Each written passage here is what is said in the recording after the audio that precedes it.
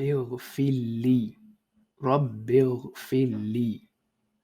So you would say this twice or thrice, and this is something that's said while, so remember you're prostrating twice. So once you prostrate, you say Allahu Akbar, you sit up, and in that position you're saying this 2 times or 3 times, and then you go for prostration again. So we'll take a look at what this means and how do we say the pronunciation.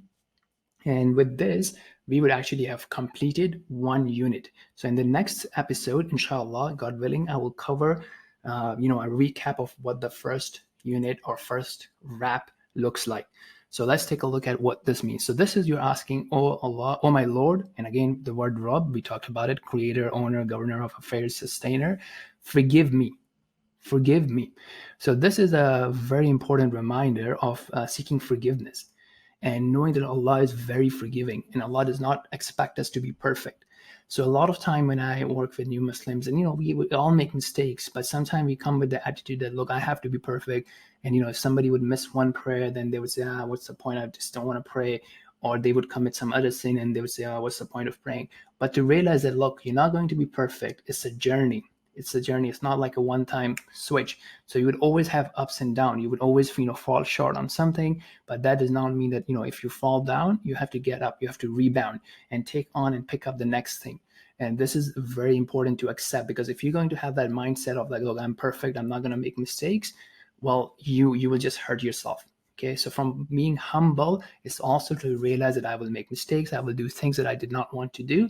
And even during the prayer, like, maybe my focus would disappear, maybe I would start thinking about something. So these things help us, within the prayer, to ask Allah to forgive our shortcomings, to our, mistakes and our sins, and outside of the prayer as well. So always, remembering this thing. And even outside of the prayer, if we make some mistakes, if we do something that we shouldn't have done, to have this rebound ritual, to, just go back to Allah. When we make mistakes or we sin against Allah, we transgress against Allah, we don't run away from Allah, but we run to Allah, and realizing that, like, look, He is very merciful, is very forgiving, and to ask for His forgiveness.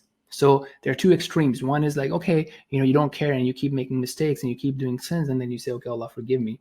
That's a careless attitude. And the other one is like, you do care, but you ask Allah for forgiveness because, things would happen. And that's the middle path.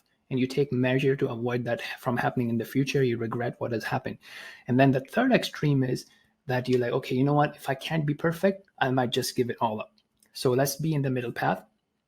Okay, let's take a look at the details of the pronunciation. So you have capital R here for heaviness, Rab.